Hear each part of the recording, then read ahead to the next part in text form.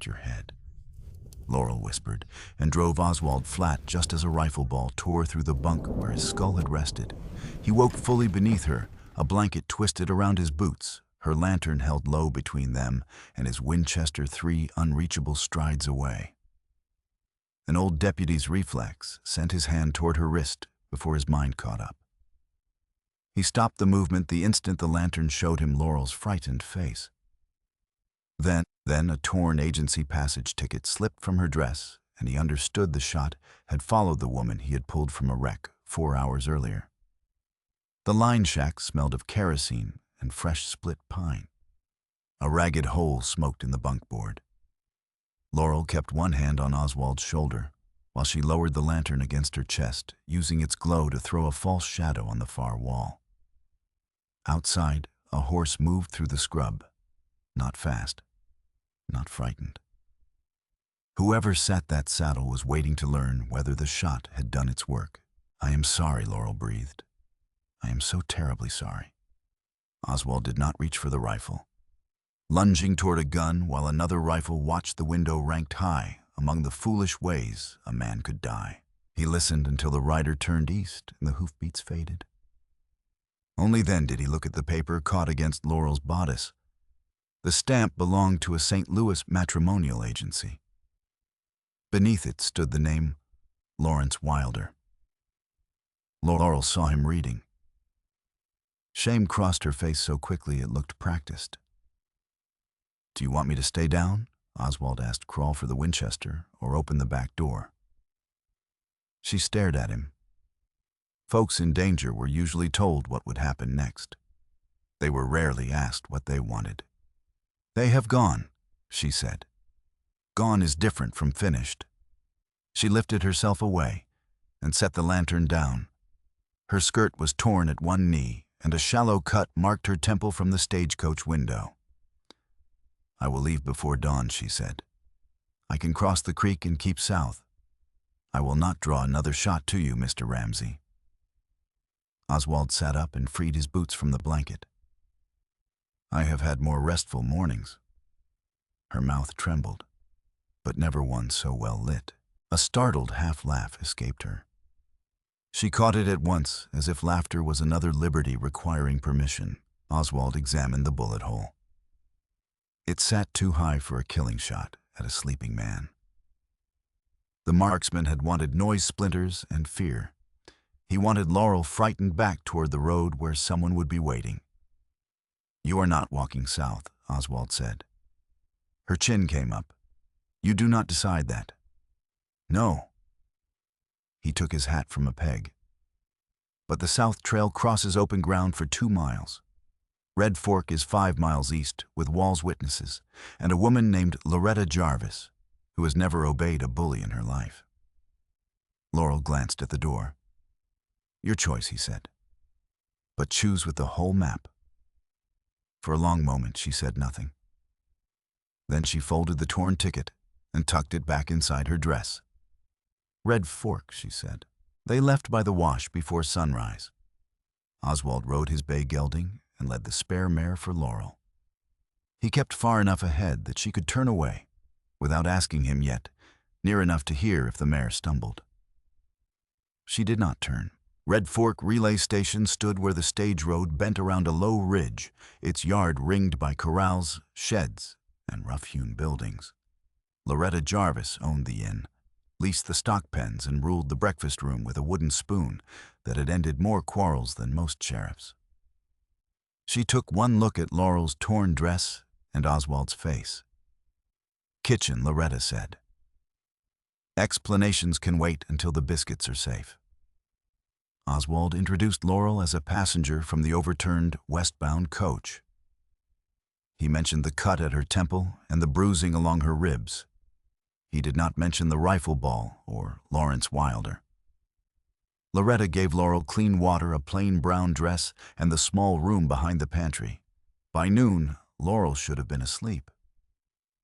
Instead, Oswald found her at a dining room table with 3 days of passenger manifests spread before her.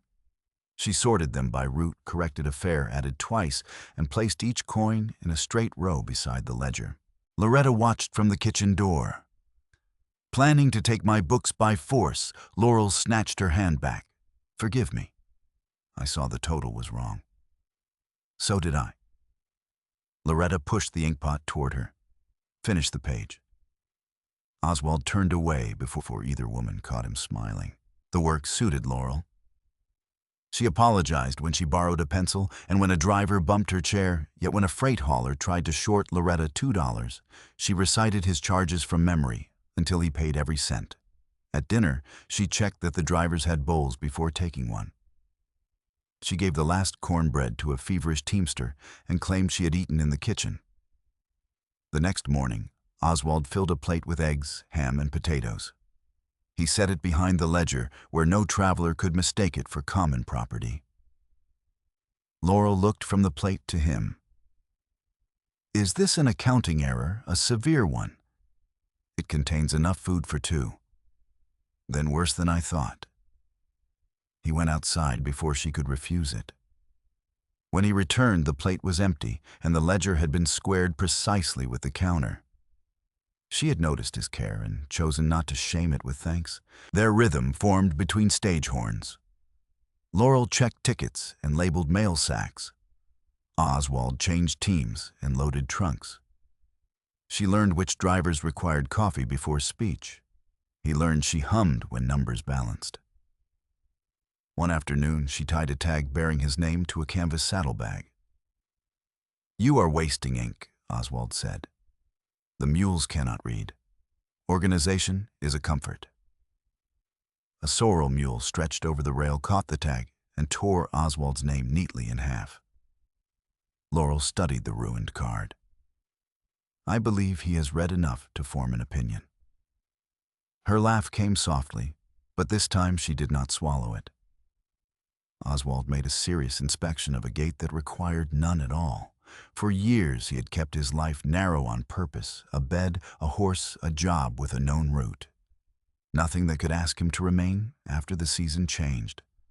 Laurel had been at Red Fork 3 days, and already he noticed when a room went quiet because she had stepped outside.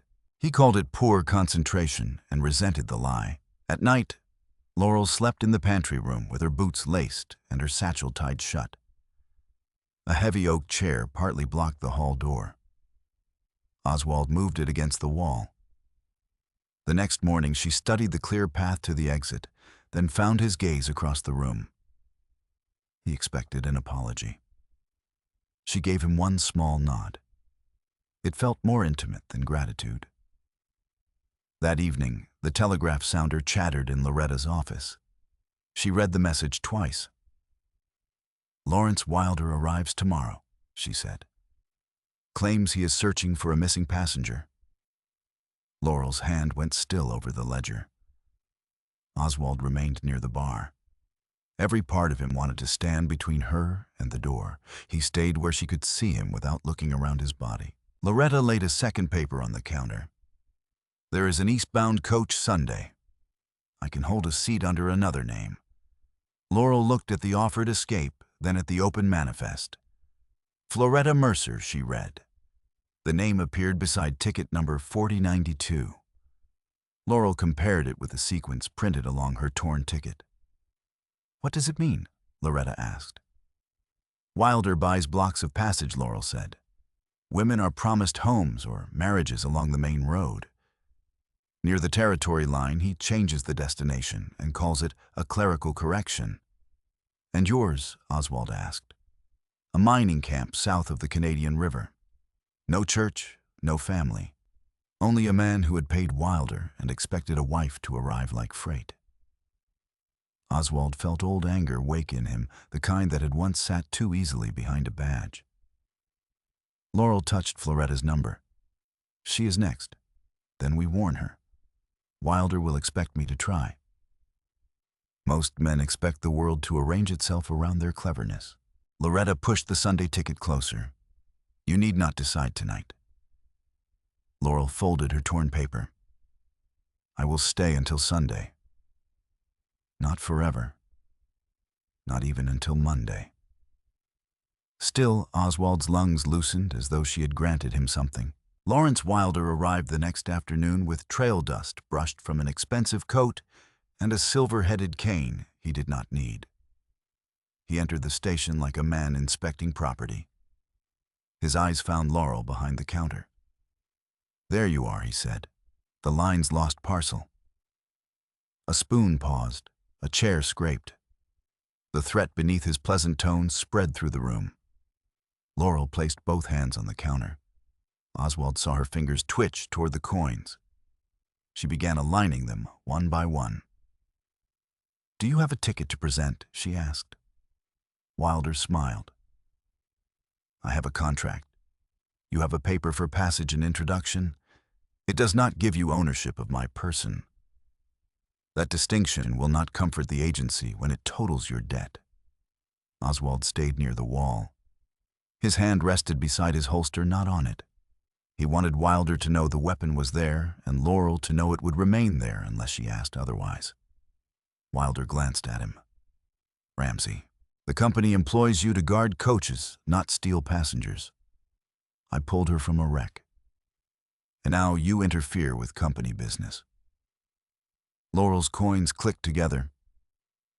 "I am working. Step away from the counter." For the first time, Wilder's smile failed. Then it returned colder. "Sunday is a long way off, Miss Hollis." He crossed the road to the saloon. Laurel waited until the doors stopped swinging. The breath she released sounded close to a sob. Oswald approached, but stopped beyond arm's reach. "I can ride north tonight and leave word for Floretta's driver." "No. You would lose your position. He has already complained. You will not pay for my mistake." "Your mistake," I answered the notice. "I signed the papers. I boarded the coach. You were lied to. I still chose the door. And when you saw what waited beyond it, you chose another." Laurel looked down. Men do not like women changing their minds. Then some men ought to practice disappointment. That earned the faintest curve of her mouth. That night, Oswald spread a blanket in the hallway outside her room. He told himself he was guarding against Wilder. He knew better. He slept there because the thought of Laurel waking alone to a hand on the latch made something inside him refuse rest. At dawn, she stood over him with 2 cups of coffee and a sharpened expression. "You are exhausted. The floorboards have not complained. You do not need to guard my door." "I know." "Then why are you here?" "Because he wanted to be the first thing danger met. Because he had begun measuring the station by whether she was inside it. Saying either truth might make his care another weight she had to carry." "The hall was available," he said. "You are a poor liar, Mr. Ramsey. I have other skills. I have seen you stack trunks. The evidence is mixed." A laugh escaped him. Her anger softened, but not her purpose. "It is not right that you take the cost for this. I will choose what it costs me, and I will choose whether your sacrifice becomes another chain around my ankle." Oswald set down his cup. "Then hear me plain. You owe me nothing. If you leave Sunday, I will not follow. If you stay, I will not stand in front of every door unless you ask. But I will not pretend your danger is none of my concern." Her grip eased on the cup. "Beside the door," she said, "not across it." Oswald moved his blanket to the wall. It was a small correction. It changed everything. By Friday, Wilder's gossip had reached every table in Red Fork. 2 freight drivers came in smelling of whiskey and leaned against Laurel's counter. "Heard a fellow can pay a bride price and ask for his money back if the goods run off," the taller one said. Oswald crossed the room. He lifted a crate of harness buckles and set it hard on the counter between Laurel and the men. Wood struck wood with a crack. The driver stepped back. "What is your trouble?" Oswald looked only at Laurel. Gone refused service or witnessed her breath caught. Then her shoulders settled. "This station does not serve men who speak of women as livestock," she said. "Settle your bill and leave. You do not own this place." No, Loretta called from the kitchen. I do. The man took one step toward Laurel. Oswald shifted into the space. It was not a strike. It was a promise that the next step would have a price. For one hot second, he wanted the man to take it. That frightened him. The old deputy in him knew how quickly righteous anger could become hunger. He kept both hands flat on the crate until the drivers paid and left. Laurel watched a tremor run through his wrist from the effort of holding still. She poured water and slid the glass toward him. You chose witnessed, he said. I changed my mind. Good habit. She met his eyes. Drink. He did. The drivers convinced 3 companions to eat at the saloon. Laurel worked late, balancing accounts as though labor might repay everyone who had chosen her side. Oswald found her in the luggage room, mending a mail sack. You will sew your hand to the canvas. I have done worse clerical work.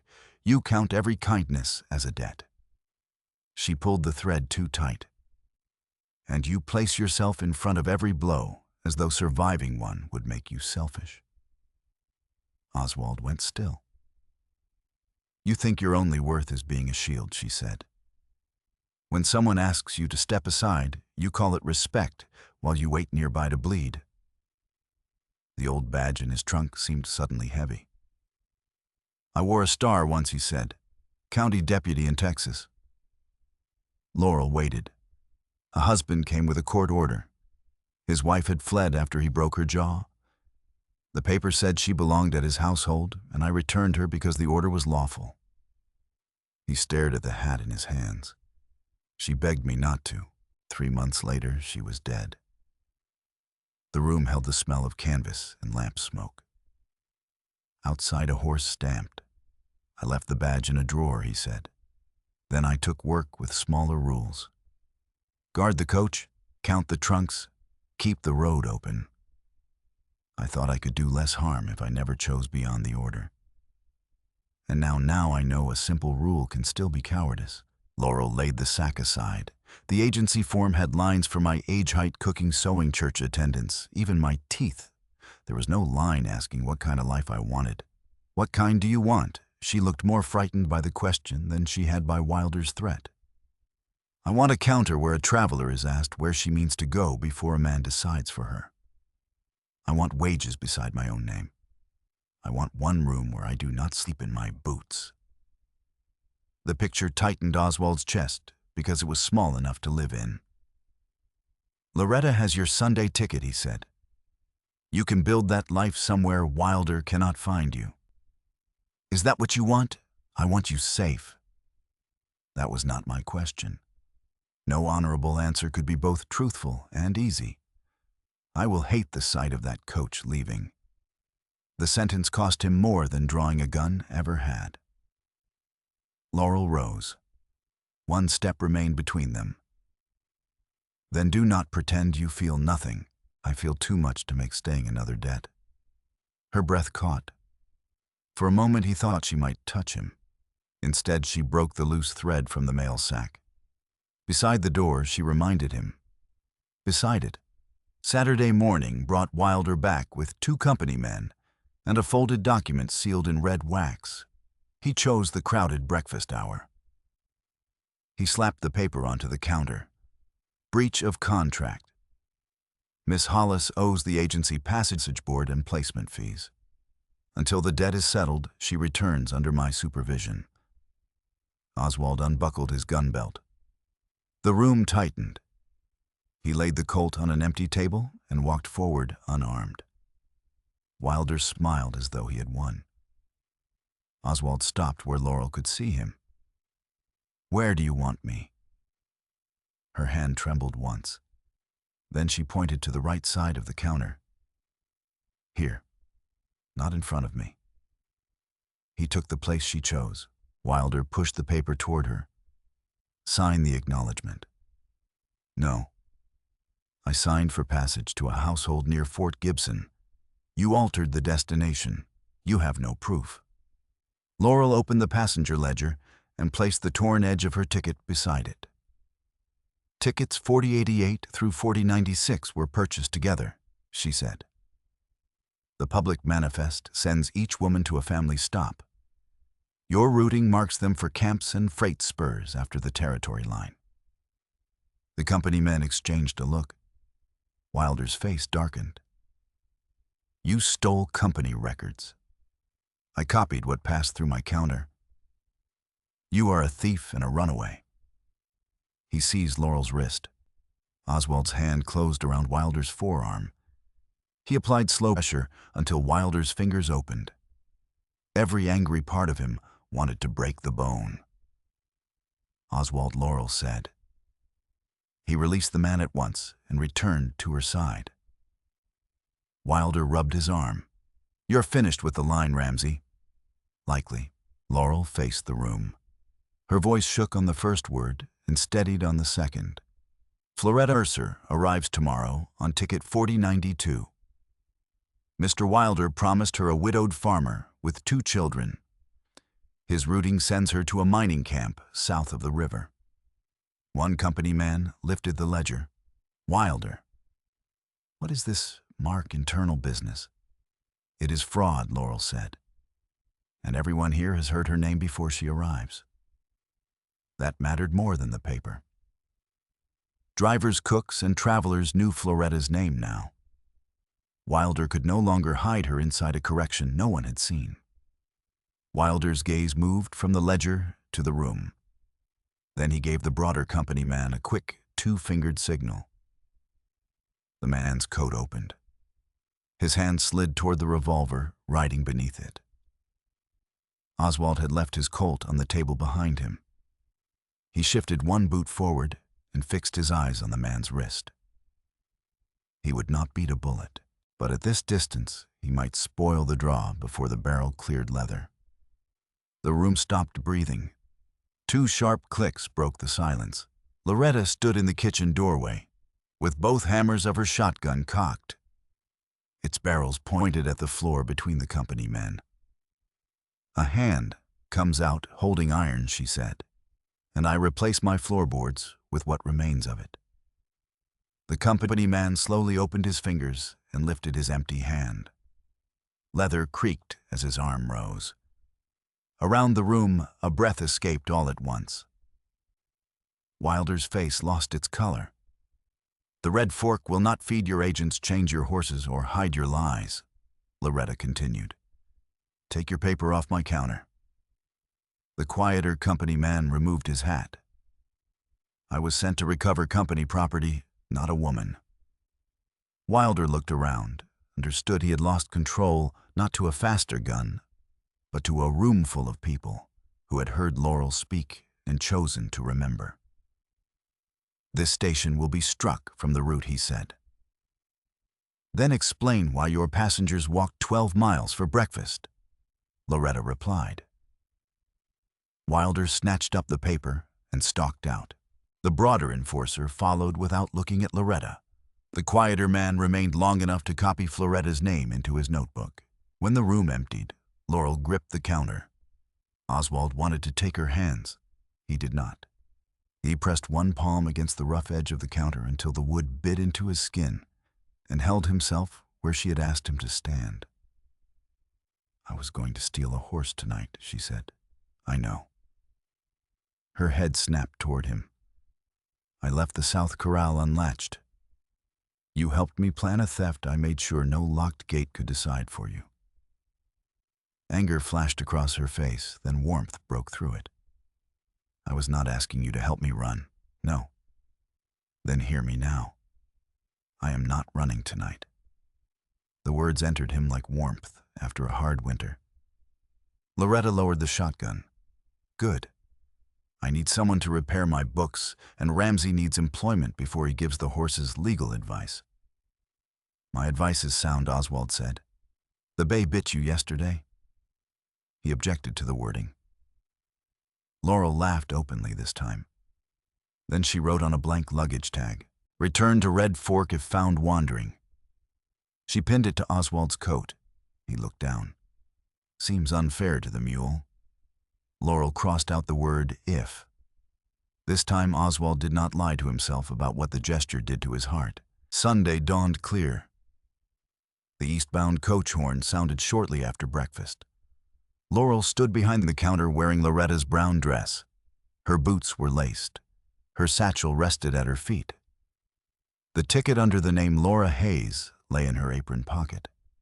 Oswald saw every detail and forced himself not to read a decision into any of them. The coach rolled into the yard. A young woman stepped down clutching a carpetbag. She wore a blue bonnet too fine for the road and the rigid expression of someone trying not to look afraid. Laurel came from behind the counter. Oswald followed half a step, then stopped when she lifted one hand. She crossed the yard alone. "Are you Floretta Mercer?" The young woman nodded. "Mr. Wilder was to meet me." "My name is Laurel Hollis." She said it loudly enough for the driver and passengers to hear. "Mr. Wilder lied about your destination." Floretta went pale. "You may come inside and read the records," Laurel said. "You may remain on this coach. You may send a wire to anyone you trust. No one here will force your direction." The driver leaned down from the box. "I have one paid seat east under the name Laura Hayes." Laurel reached into her apron. Oswald's heart stopped between one beat and the next. She pulled out the ticket and walked toward the coach. He remained where she had left him. Every instinct urged him to call her name. He kept silent because love that barred a road was only another form of possession. At the wheel, Laurel looked once at the open coach door. Then she turned to Floretta. "This seat is paid through to the rail junction," she said. "Take it if east is where you choose, but it is yours. It was bought for a woman who needed a way out." The driver struck the false name from his list and wrote Floretta Mercer beside the seat. Floretta began to cry without sound. "I have an aunt in Springfield." Then East Laurel said, "Floretta boarded." The coach rolled away carrying Wilder's next victim beyond his reach, not because a man had claimed her first, but because another woman had placed a choice in her hand. When the dust thinned, Laurel turned toward Oswald. Her satchel still sat by the counter. She walked to him slowly. "I had a seat," she said. "I know. I could have gone. I know that too. I am staying because I chose this place and the work I told you about." Her voice trembled, but she did not look away. "And I choose you in that life. Not as my guard, not as my debt. Beside me, if you want the same."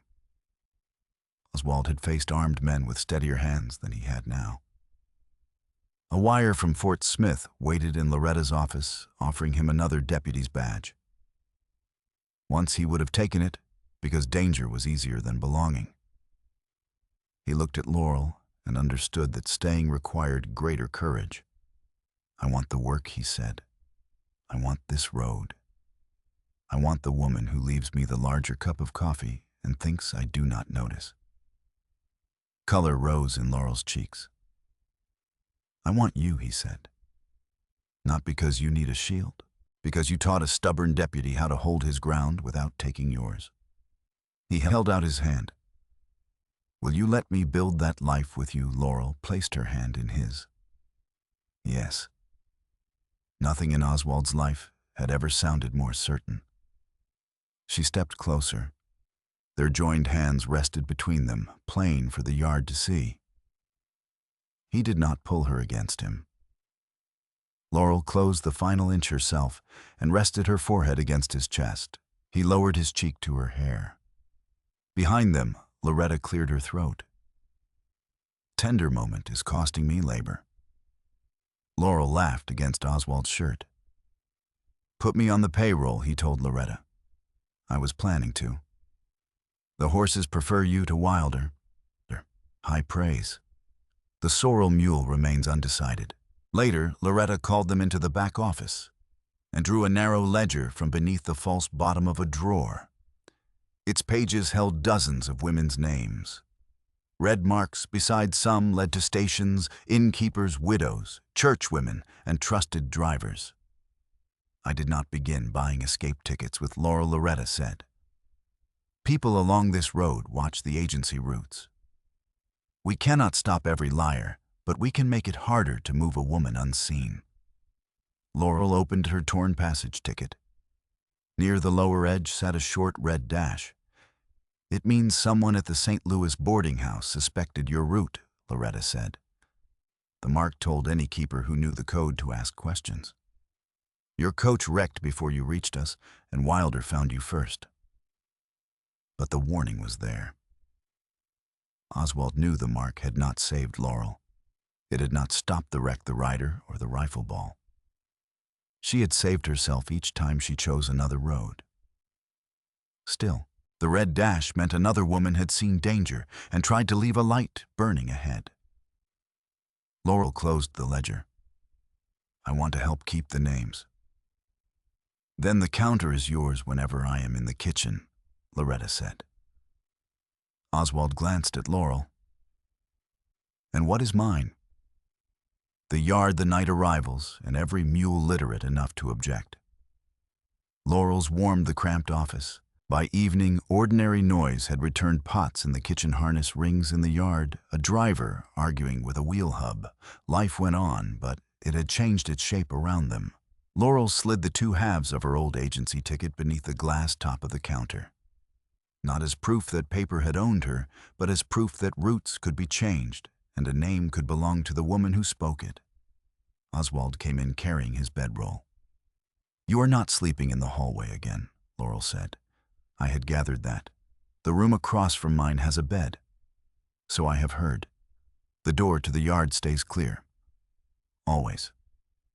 And if you begin acting like a shield when I did not ask for one, you will move me beside the door. She studied him. Your training is improving. I have a severe instructor. Laurel removed the luggage tag from his coat and pinned it to the peg beside her own coat. Oswald hung his hat there.